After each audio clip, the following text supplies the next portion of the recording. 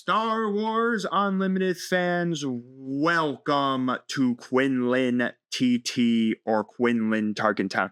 Arguably the best deck post Jango Fett suspension. That is correct, folks. We are checking out Quinlin, arguably to a lot of people, the best deck for the current meta. Now, we don't have any big PQs or sector qualifiers to tell us just how good he is, but we've seen a lot of little tournaments, and he is popping up everywhere and really taking games and winning them and all of that. So with that said, let's check out the leader, the deck, and then take it to Carabast to see how well we do. Quinlin is from Twilight of the Republic that states when you play a unit, you may exhaust this leader if you deal 1 damage to an enemy unit. That costs the same as the played unit. On his awakened side, he does the exact same thing, but he can ping damage onto units that cost less than the unit you played. So typically what you want to do is that if you are going first, you're just going to do a soft pass so that you can have your opponent play out a unit, and then you'll play a unit with that same cost, ping the 1 damage. If it's something you really want to get rid of, burn the TarkinTown so that your opponent just has to then push 1 more turn to really do anything. TarkinTown, I know, is a card that a lot of people thought should have been suspended, but I guess if Quinlin does become top meta threat, but I don't really see that, with especially since being 𝐒𝐓𝐃𝐄 is doing really good, and Han 1, despite the DJ ban, is also doing really, really good. So it'll be very interesting to see if this actually has the potency that we saw with the Jango meta, where practically it was Jango Fett everywhere. If you weren't playing Jango Fett, you were struggling against everything. Now, this deck did do pretty well into the Jango matchup, but it has definitely soared to heights with the Jango Fett suspension. For the rest of the deck, we have 2 Anakin Skywalker pilots. When the attached unit completes an attack and survives, you may return this upgrade to your hand, which is really nice. 2 L337. When played, you may rescue a captured card. If you don't, you just give a shield token to this unit. Also, she can smuggle herself on the battlefield for 4. Triple of Sabine. While, again, on attack, deal 1 damage to a defender or base. Again, we're not going to care about the aspect thing. We're not going to have 3 or more aspects on the board to ever protect her. Triple Cassian Andor to smuggle him out for 5, and when he is smuggled, raid this unit. Triple Ezra Bridger, when this unit completes an attack, look at the top card of your deck. You may play it, discard it, or leave it on the top of your deck. Triple Ahsoka Tano, the really good card right now for both Han and Quinlin. When played and the opponent discards a card from their hand, if it's a unit, you may exhaust a unit. So it's very, very strong for just getting those cards out of our opponent's hand just so we can strip it away. Triple Kira, when played, look at your opponent's hand, then name a card. While this unit is in play, each card with that name costs 3 or more for your opponent to play. You can name any card in the game with her, but you do get to look at your opponent's hand and find out if they have the card that you want to name, or if you just want to name a card like Fett Spire Spray if you're running into Boba Fett. Maybe you want to name one of the big ships for Piet, anything like that to just kind of deal with your opponent and make them have to pay those heavier costs. Double Han Solo. He does get ambushed while he's a unit, but what we want to do is his piloting. Piloting for 2, when you play it as an upgrade, you may attack with attached unit. If it's a Millennium Falcon, it deals combat damage for the defender. Really, really strong.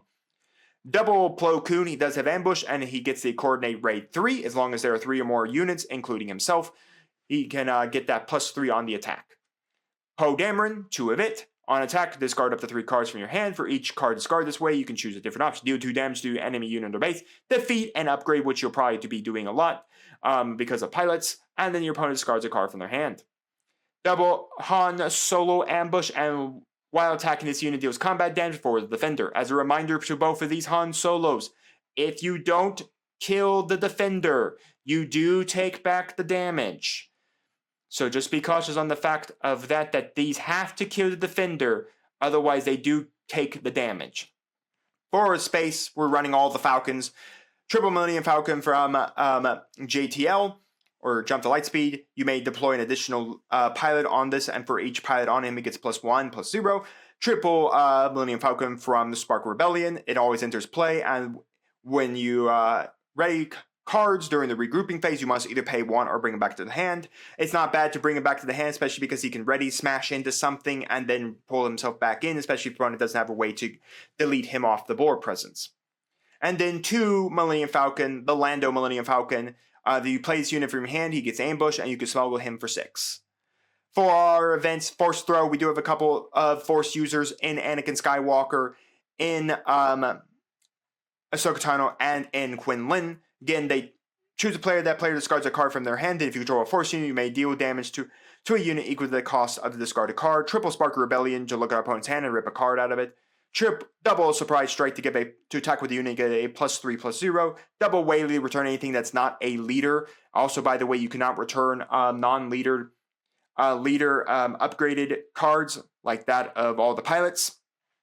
And also doesn't affect Chewbacca as well because of Chewbacca's effect. But nonetheless, for all those other annoying cards, just Whaley it away. And then double Commandeer to grab a vehicle that costs 6 or less without a pilot on it. We get to ready it on our phase, and we can smash into one of our opponent's guys, or smash it into their base, maybe for the win. And then at the next regrouping phase, they do just get to return that card to their hand. And then finally, upgrades, triple Hot Shot Blaster. We're going to smuggle this for 3. It equips to a non-vehicle unit, and then you can attack that unit. Some cards that you could take into your sideboard: Electromagnetic Pulse to deal 2 damage to a droid or vehicle and exhaust it. 2 Jam Communications, just like Spark of Rebellion, but we're ripping out events. 2 Bamboozle, discard a Cunning card to ignore its cost. Exhaust the unit and return each upgrade onto its owner's hand unless otherwise specified that it cannot be returned to the hand. Disabling Spang Fighter, again, when played, just defeat an upgrade. 1 more Whaley, 1 Cham Sedula. When played, if your opponent controls more resources than you do, put the top card of your deck into play as a resource. Really good to help you catch up to those green decks, or catch up if you are behind on resources. And then finally, 1 more Plo Koon. That's our Quinlin TarkinTown deck. Let's take it to Karabast and see how well we do. Alright folks, we're playing the second best deck right now in the format. Probably a really good strategy right now in the format of Boba Fett. Again, when you deal non-combat damage, we're going to let our opponent go first because I actually want to put stuff down. We have a 2 in hand. We don't have a 3. I'm going to mulligan to see if we can't get anything better. Actually, this will do really well. Okay, so Boba Fett, again, if you deal non-combat damage, you may tap this leader. Okay, so he's just going to pass, which means he's just going to claim, which I don't think is worth, honestly, putting this down. It might be. Yeah, you know what? Let's, we'll pass on the trigger because I have Force Throw, which I can do next, or I have the Millennium Falcon to run literally into a space unit if he plays one. We will just claim the initiative here. Let's see. Kira's going to be really good to deal with those Fett's fire sprays. So honestly, I think the Commandeer... Actually, no. The Force Throw is really good because we can strip the hand. Yeah, we're going to just go Commandeer. Okay. I think, honestly, we're just going to put this out and pass on the exhaustion. Yeah, I probably should be more patient to swing in, see if he plays a 3-drop, and then play at the Falcon and deal the 1 extra damage, and then we can TarkinTown. I mean, I think that's one thing about Quinlin is you have to be a lot more patient with, like, passing on your opponent to see what they do. Okay, so what we're going to do is we're going to smash this just so I don't have to worry about it anymore. I will be having to take 2 indirect, so we'll do 1 and 1.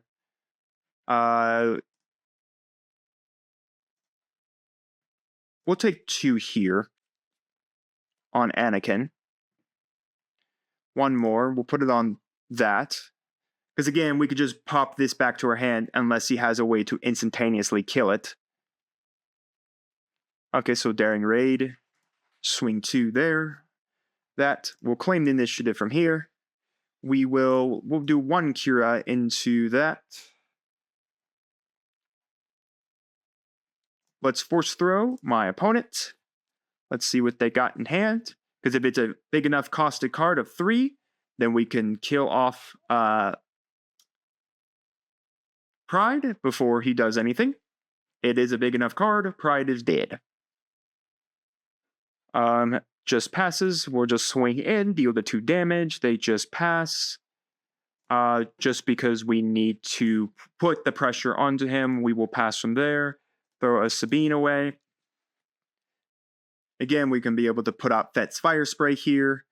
Let's see, deal 3 indirect. So we'll put this out. We'll look at our opponent's hand. Oh, look, a nice Ruthless Raider. A Force Choke is going to be annoying. Deals 5 damage to a non-vehicle unit, but if I force him to have to use that. So, yeah, we're gonna do Ruthless Raider to force him to have to burn the burn off that Force Choke. All right, so we did get the 1. He dealing 1 indirect. We'll just deal it to the base. We'll swing in, kill off the droid. 3 indirect to do 1, 2, and then 3. We'll do all the damage there. We're tied pretty much up. The Ruthless Raider does get to come down next turn, alongside connecting to a Boba.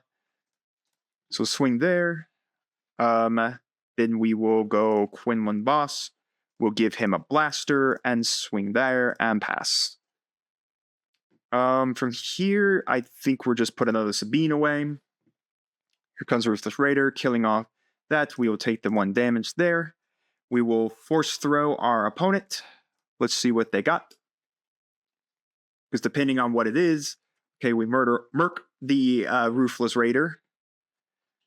All right. We will swing that. We can then ambush. Pass on the exhaust. Oh, did I pass on the ambush? Oh, that was my bad. Okay, done. We really don't need anything else. We can commandeer this turn. We also can bring out the Millennium Falcon. That's hilarious. Okay, yep. Well, let's grab his War Jug. That sounds like a great idea to grab. So we'll smash the War Jug. Smash that. Pass. Done. I mean, we can even waylay the War Jug back to his hand. Alright, so he's going to deal 1 damage. Ping there. Give me an extra ping. So let's see. Let's do this. Let's just remove that from being a problem. Another Kylo's TIE Fighter. Oh, did I not select it? Oh, man. Look at me go. Messing up. I should have... Oh, wait. I should have waylaid and then yeah, that's my bad. I should have... yeah, we can exhaust. Trigger. Ping 1 there. Yeah, TarkinTown to remove it, and we'll pass. The hilarious part is we can bash this, and then we can be able to kill it with Han Solo. Because right now, nothing is damaged. So technically, right now, because nothing is technically damaged, the War Juggernaut does not get a +1/+0. A +1 right now, so all it's dealing is 3 damage. Alright, so we'll kind of have to see what we want to do here. I mean, we have Han Solo. We can drop this turn. So what'd he do? Oh, he's hatching a Vader, the War Juggernaut. That's kind of nasty. Waylay that away. That sounds fun. I hope that was a great War Jug for you, son. We can bring out another L3 here. Not really a point, so we will just pass on that. I don't think we really need to do anything else. We can, of course, bring out the War Jug is back, everybody. Happy days. Oh, happy days. The War Juggernaut is back. We'll do the 1 indirect there. Let us do a +2 and attack, and basically we won the game.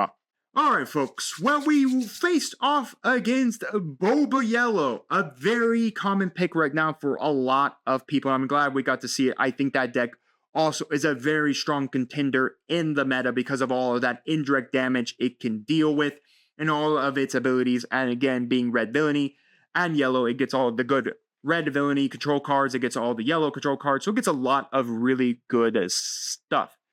Anyways, what Quinlan Boss is really good with is you have to remember, you have to play it kind of on this weird style where you need your opponent to be playing stuff so that you can play stuff and then ping that damage.